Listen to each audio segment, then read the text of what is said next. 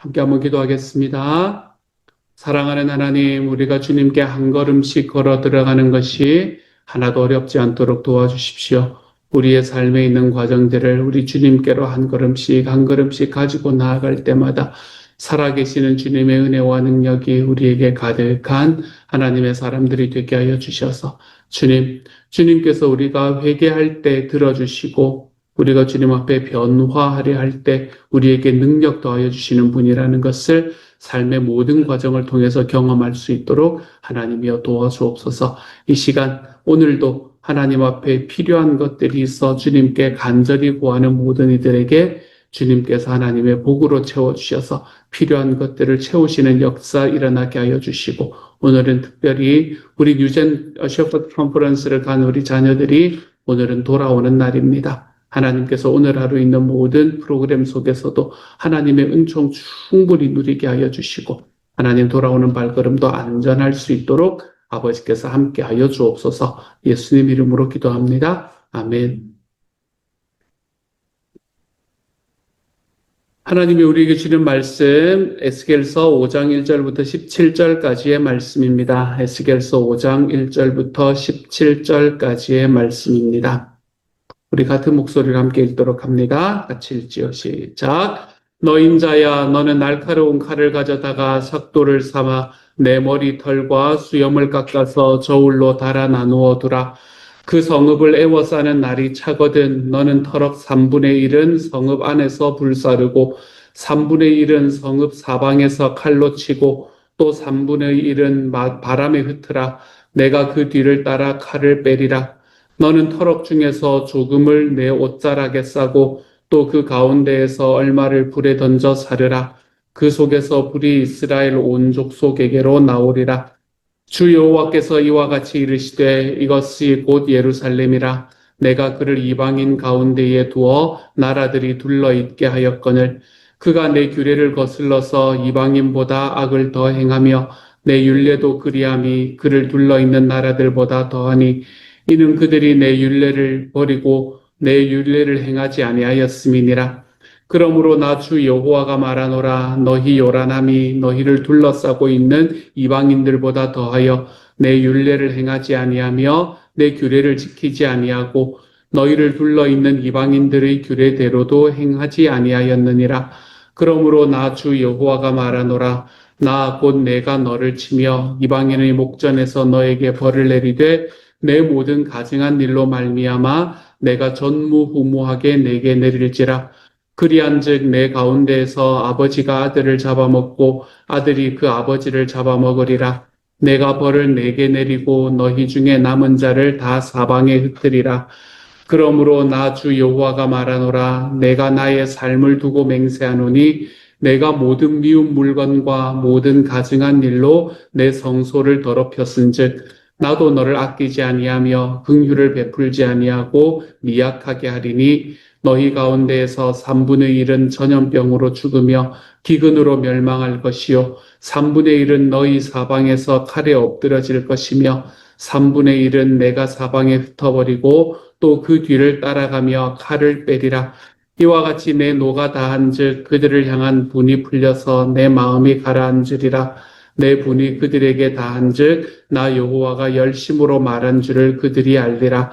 내가 이르되 또 너를 황무하게 하고 너를 둘러싸고 있는 이방인들 중에서 모든 지나가는 자의 목전에 모욕거리가 되게 하리니 내 노와 분과 중한 책망으로 내게 벌을 내린즉 너를 둘러싸고 있는 이방인들에게 내가 수치와 조롱거리가 되고 두려움과 경고가 되리라. 나 여호와의 말이니라. 내가 멸망하게 하는 기근의 독한 화살을 너희에게 보내되 기근을 더하여 너희가 의뢰하는 양식을 끊을 것이라. 내가 기근과 사나운 짐승을 너희에게 보내 외롭게 하고 너희 가운데에 전염병과 살육이 일어나게 하고 또 칼이 너희에게 임하게 하리라. 나 여호와의 말이니라. 아멘.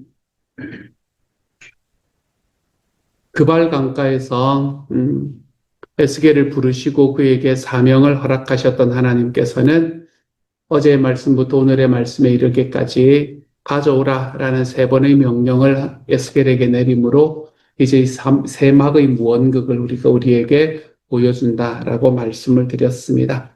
그래서 하나님께서는 자기의 마음과 뜻이 어디에 있는지를 에스겔에게 보여주시고 또 백성들에게 보여주십니다.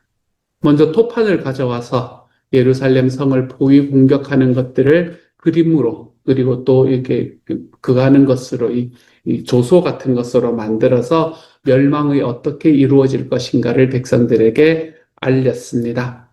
밀과 보리 등을 가져와서 부정한 떡을 먹게 에스겔이 부정한 떡을 먹게 만드심으로 예루살렘 포위 그리고 예루살렘의 함락 이후에 살아갈 사람들, 그곳에서 또는 흩어져서 살아갈 사람들의 고생이 얼마나 큰가라는 것을 백성들에게 알렸지요. 이러한 무언극을 한 지 430일이 지났습니다. 왼쪽으로 누워서 390일, 오른쪽으로 누워서 40일, 그래서 430일이 지났습니다. 그랬더니 하나님께서 오늘의 말씀의 1절에서 이제는 날카로운 칼을 가져와라 라고 이야기를 합니다. 에스겔은 지금까지 430일 동안 그냥 누워서 자고 했던 것이 아니라 몸이 묶인 채로 옆으로 누워 있었습니다. 그게 매일 몇 시간을 했는지는 잘 모르지만 몸을 묶어서 옆으로 누워 있었고 매일 소똥으로 구운 잡곡떡 정도, 하나 정도. 그리고 물도 어제 0.6리터라 그랬잖아요. 그러니까 작은 생수병 한 병 정도, 요 정도 마셔야 했었습니다. 그렇기 때문에 생계를 위한 최소한의 영양 보충, 이런 것들이 잘 이루어지지를 않은 상태였어요. 딱 그것만, 여러분, 요만한 떡 하나 하고, 요만한 물 하나 하고를 430일 동안을 먹는다 생각해 보십시오. 다른 건 아무것도 먹지 않고, 그것도 먹을 때마다 스트레스에 시달리면서, 왜냐하면 쇠똥에 구워서 먹는다라는 게 그렇게 막 위생적이고 하지도 않았을 거 아니에요. 그런 과정에서 이 에스겔은 이 생계를 위한 최소한의 영양 보충도 이루어지지 않았을 겁니다. 그러니까 몸과 마음이 다 지금 힘든 상황에 있었을 거예요. 소화도 어려웠고 몸의 균형도 잡지 못했을 겁니다.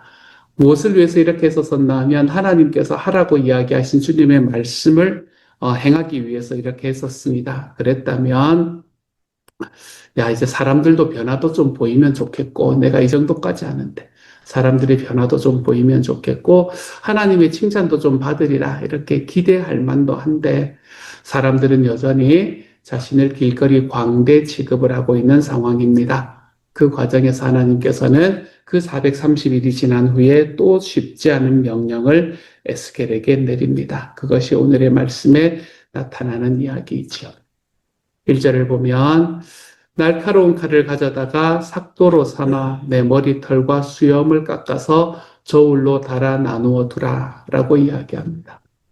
또한 그 성읍을 에워싸는 날이 차거든 너는 터럭 3분의 1은 성문화 성읍 안에서 불사르고 3분의 1은 성읍 사방에서 칼로 치고 또 3분의 1은 바람에 흩으라. 내가 그 뒤를 따라 칼을 빼리라. 너는 터럭 중에서 조금을 내 옷자락에 싸고 또 그 가운데에서 얼마를 불에 던져 사르라. 그 속에서 불이 이스라엘 온 족속에게 나오리라. 라고 이야기합니다. 머리털과 관계되는 이야기입니다. 머리털을 깎아야 된다라는 말입니다. 머리를 깎는 게 뭐가 큰 문제냐 할 수 있지만 예전에 우리 조상들도 상투를 푼다라는 거는 생명을 건다라는 이야기하고 똑같은 이야기일 때가 있었잖아요. 그렇죠? 이때 당시에 에스겔이라는 사람은 제사장 가문이다라고 제가 여러 번 말씀을 드렸습니다. 제사장 가문에서 태어났다라는 것은 자기가 바라볼 미래가 예배밖에 없다라는 걸 이야기하는 겁니다. 제사장 가문은 이스라엘 백성 속에서 땅도 받을 수 없었기 때문에 그들이 오직 바라볼 것은 예배하는 것밖에 없었습니다. 성소를 돌보고 이스라엘의 죄를 하나님 앞에 중재하는 것, 그것으로 자기의 사명을 딱 삼고 그의 평생을 준비해 나갔을지도 모릅니다. 민수기 8장은 제사장의 기간을 25세부터 50세까지다라고 이야기를 합니다. 하지만 그렇게 준비를 하고 있던 중에 주전 597년에 이제 2차 포로 때 사로잡혀 왔으니까 주전 597년에 25살이 된 그는 이제 막 하나님께서 나에게 주신 사명을 시작해야 되겠다라고 생각하는 바로 그때에 성전이 아닌 바벨론으로 끌려갑니다. 당시에 바벨론으로 끌려갔다라는 것은 엘리트였다라는 이야기거든요. 나라 전체에서 굉장히 엘리트들만 끌고 갔을 거기 때문에 에스겔이라는 사람은 자질도 있었을 겁니다. 그의 평생의 노력도 열심히 해왔을 것입니다. 그런데 이제 포로가 되면서 그 모든 수고가 다 물거품이 되어 버렸습니다. 그렇게 바벨론에 가서 시간을 보내고 있다가 극적으로 어렵사리 하나님을 만납니다. 그리고 하나님의 명령을 받고 사역을 시작합니다. 근데 사역을 시작해서 이제는 내가 어릴 때 꿈꾸었던 나의 꿈을 이제는 여기서라도 이룰 수 있는가라는 생각을 하는데 이제 머리털과 수염을 깎으라라고 이야기를 합니다. 하나님께서 레위기 21장에 바라보면 제사장에게는 머리털과 수염을 깎지 말아야 함을 규례로 정해서 선언하셨거든요. 이것을 어기는 것은 자기를 더럽혀 속되게 하고 하나님을 욕되게 하는 것이다 라고 말씀하셨거든요. 그렇게 지금 이제 머리털을 깎으라 라는 이야기는 진짜 그가 평생 되려고 마음을 먹었던 이제는 될 건가 라고 기대를 했던 제사장으로서의 가능성을 모두 다 포기해야 하는 것이어야만 했습니다. 그렇기 때문에 머리를 깎는 것은 에스겔에게는 굉장히 중요한 일이었습니다. 그에게는 마치 마지막 남은 자존심 같은 것이었습니다. 이제 성전에서 멀리 떨어져 있기 때문에 그 성전에 가서 실제로 내가 일을 할 수 있을지 없을지는 잘 모르지만, 그래도 내가 일을 할 수 없는 사람이 되는 것과 그렇지 않는 것은 희망에 있어서 차이가 있지 않습니까? 근데 이제 머리털을 깎는다라는 것은 그가 가지고 있는 마지막 기대를 젓는다는 말입니다. 이제는 나는 제사장이 될 수 있는 가능성은 버린다라는 이야기이죠. 에스겔은 이것을 순종합니다. 그래서 이스라엘을 상징하는 몸과 하나님을 상징하는 손을 가지게 되는 것을 우리가 볼 수 있게 되죠. 이렇게 자기를 비우고 하나님께서 말씀하시는 것에 자기가 되고 싶었던 것들을 온전히 내려놓고 자기를 버린 제사장 가문 선지자의 퍼포먼스가 있습니다. 그런 퍼포먼스를 하는데 사람들이 가득가득 모이게 되었을 겁니다. 흙먼지를 뒤집어 쓰고 누워 있었을 겁니다. 그동안에 430일을 가장 필요한 것만 먹고 살았기 때문에 말라 비틀어질 것 같은 남자가 그 자리에서 갑자기 주섬주섬 일어났을 겁니다. 날카로운 전쟁의 칼, 병사들에게 빌렸을지도 모릅니다. 그것으로 자기의 수염을 밀면서 자기를 그토록 인정해주지 않던 사람들을 원망에 있는 눈빛으로 또한 사랑에 가득한 눈빛으로 그들을 바라보았을 겁니다. 그렇게 수염을 깎고 머리카락을 깎아냅니다. 자기의 평생에 되려고 했던 그 꿈을 접으면서 말입니다. 그리고는 머리칼과 수염을 셋으로 나누어서 저울에 답니다. 한 더미는 토판에 그렸던 예루살렘 성에 올려둡니다. 그리고는 그 성 위에 올려둔 그것들을 머리털과 수염을 부엌에서 가져온 불조각을 이렇게 툭 던져서 그것을 불태워버립니다. 두 번째 더미는 불과 연기로 가득한 성읍 사방에 날리면서 그것을 말로 칩니다. 생각해보면 이게 진짜 판토마임이라는 생각을 정말로 많이 해봅니다. 막 날리면서 그걸 칼로 막 칩니다. 그리고 마지막 더미는 바람에 던져서 흩어버립니다. 마지막으로 그 저울 곁에 남은 몇 가닥을 주워서 불에 던져버립니다. 사람들은 지금 예언자가 무엇을 하고 있는가 궁금했을 겁니다. 그 예언자의 주변에 모여서 지금 뭐 하고 있는가. 그러니까 그렇게 이상한 행동을 하는 걸 바라보면서 그들은 너무나 조용히 그것을 바라보았을 겁니다. 이런 사람들이 침묵 속에서 나는 소리라고는 탁탁탁 불이 붙는 소리, 치치 하면서 에스겔 선지자의 머리칼과 그리고 머리카락과 수염이 타는 소리. 그리고 그거를 날리고 털을 날리고 난 다음에 칼로 막 쳤기 때문에 몸이 얼마나 약해져 있는 예언자였겠습니까? 그렇죠? 그렇게 약해져 있는 예언자가 그것을 날리고 막 칼로 쳤기 때문에 아마도 이 예언자가 헛되는 호흡 소리 이런 것들만 그곳에 꽉 차 있었을 겁니다. 연기가 그리고 그 탄내가 그 공간을 채워가기 시작할 겁니다. 그리고 하나님께서 그에게 하는 이야기를 에스겔은 거기에서 듣게 됩니다. 에스겔이 이렇게 하나님 앞에서 퍼포먼스를 해야만 했던 이유를 무엇이라고 이야기하냐면 6절부터 9절까지에서는 규례와 율례라는 단어를 반복하고 그리고 11절에서는 성소를 더럽혔기 때문이다 라고 이야기하면서 백성들이 규례를 지키지 않았고 성소를 더럽혔기 때문에 이렇게 심판을 받게 된다. 하나님의 언약을 어긴 백성이었기 때문에 레위기에서 신명기에서 경고되었던 그 심판이 그들에게 내리는 것이다 라고 심판의 이유를 그에게 설명해 주십니다. 그리고 이 예레미야를 에스겔이 했던 그 퍼포먼스는 어떤 의미를 가지고 있는가? 그것을 설명하는 게 12절과 13절입니다. 이렇게 말하지요. 너희 가운데에서 3분의 1은 전염병으로 죽으며 기근으로 멸망할 것이요 3분의 1은 너희 사방에서 칼에 엎드러질 것이며 3분의 1은 내가 사방에 흩어버리고 또 그 뒤를 따라가며 칼을 빼리라. 이와 같이 내 노가 다한즉 그들을 향한 분이 풀려서 내 마음이 가라앉으리라. 내 분이 그들에게 다한즉 나 여호와가 열심으로 말한 줄을 그들이 알리라 라고 이야기합니다.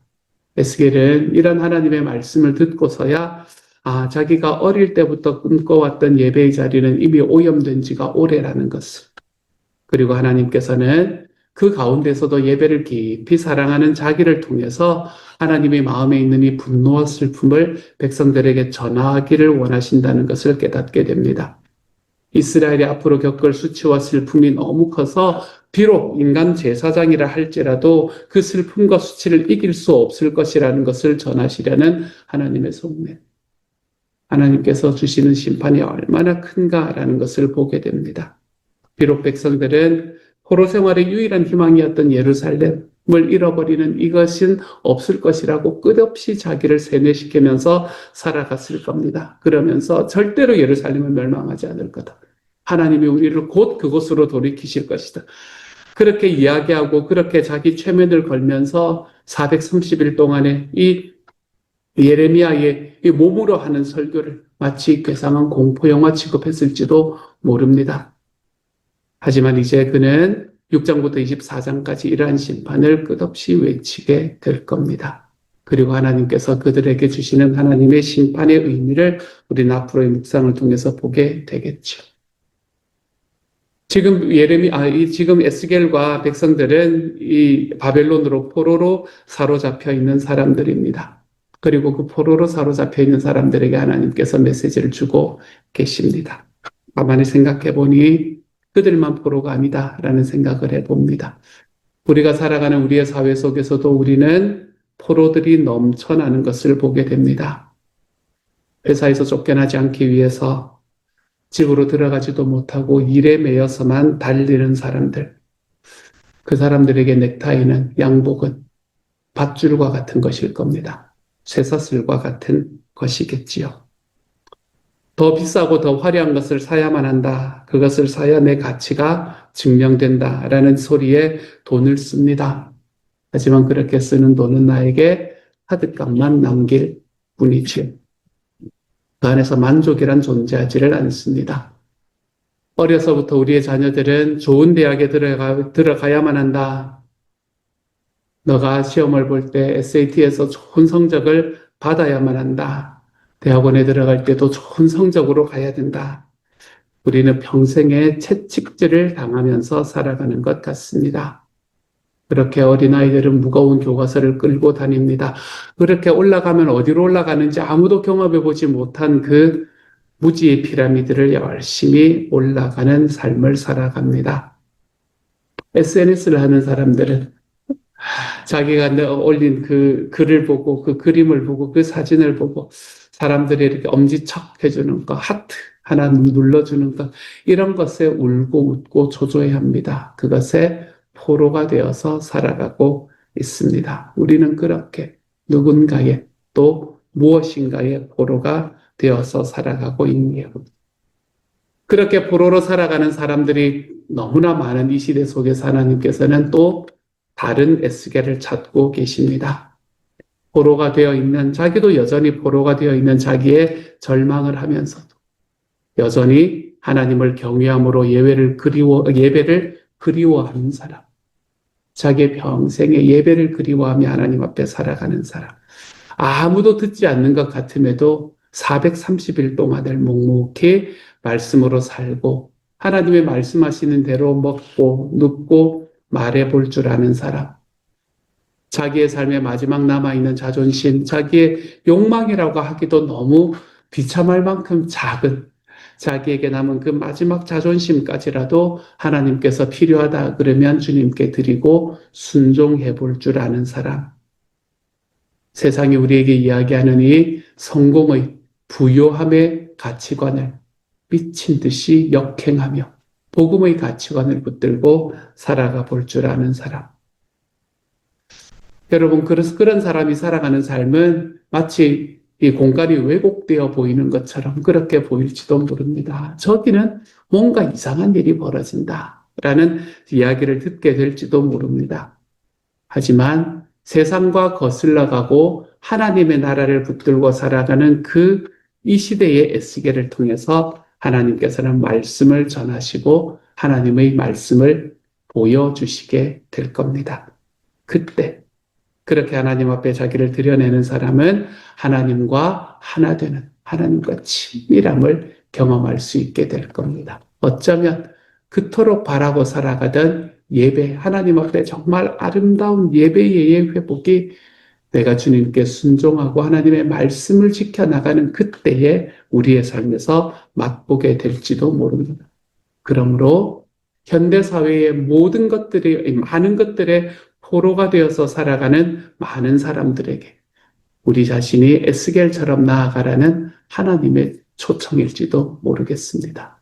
그러니 사랑하는 여러분, 우리의 삶이 포로로 사로잡혀 있다 하더라도 묵묵히 주님의 말씀대로 살아가 볼 줄 아는 하나님의 사람이 되어 가시기를 소망합니다. 말씀이 그렇다 하면 나도 그렇다고 인정해보며 살아가는 하나님의 사람이 되어 가시기를 소망합니다. 주님이 약속하셨으면 주님이 약속을 지키실 것을 믿어드리며 살아가는 하나님의 사람이 되시기를 소망합니다.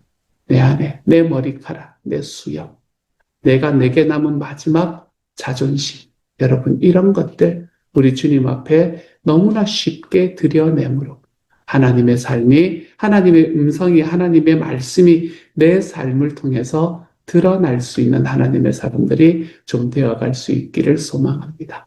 오늘 이 시대, 우리 하나님께서 지금의 포로된 사람들에게 하나님의 말씀을 전하는 이 시대의 에스겔로 부름받은 사랑하는 여러분, 오늘 여러분의 삶이 우리 주님의 말씀 앞에서 순종하는 삶으로 변화되어 갈 수 있기를 우리 주님의 이름으로 축복합니다. 같이 한번 기도하도록 하죠. 사랑하는 하나님,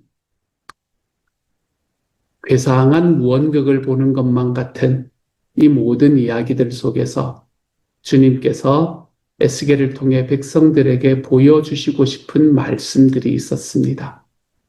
그 말씀들을 한껏 전하고 에스겔은 하나님의 진짜 예언자가 되어가기 시작했습니다. 평생에 내가 제사장이 되어야 되겠다라고 바라고 있던 그것들을 주님께 내려놓는 순간에 에스겔은 하나님의 말씀을 온전하게 받는, 제대로 받는 주님의 사람으로 거듭나게 되었습니다. 사랑하는 주님, 우리가 이 세상에서 많은 사람들이 포로가 되어 살아가는 이 세상에서도 주님이여 우리가 주님의 말씀을 있는 그대로 내어 전함으로 인해 그 말씀에 좀 순종해보는 삶을 선택해봄으로 인해 사랑하는 주님, 이 시대의 에스겔들이 좀 되어갈 수 있도록 하나님께서 도우시고 함께하여 주옵소서. 주님, 우리의 삶으로 하나님의 말씀이 보여질 수 있는 하나님의 사람이 되게 하여 주시고 내가 살아가는 삶의 모든 향기들이 하나님 정말 우리 주님께서 보여주신 복음의 능력을 나타내는 향기가 되어갈 수 있는 하나님의 사람들이 되도록 주여 도우시고 함께하여 주옵소서. 모든 말씀 우리 주님 예수님 이름으로 기도드립니다. 아멘.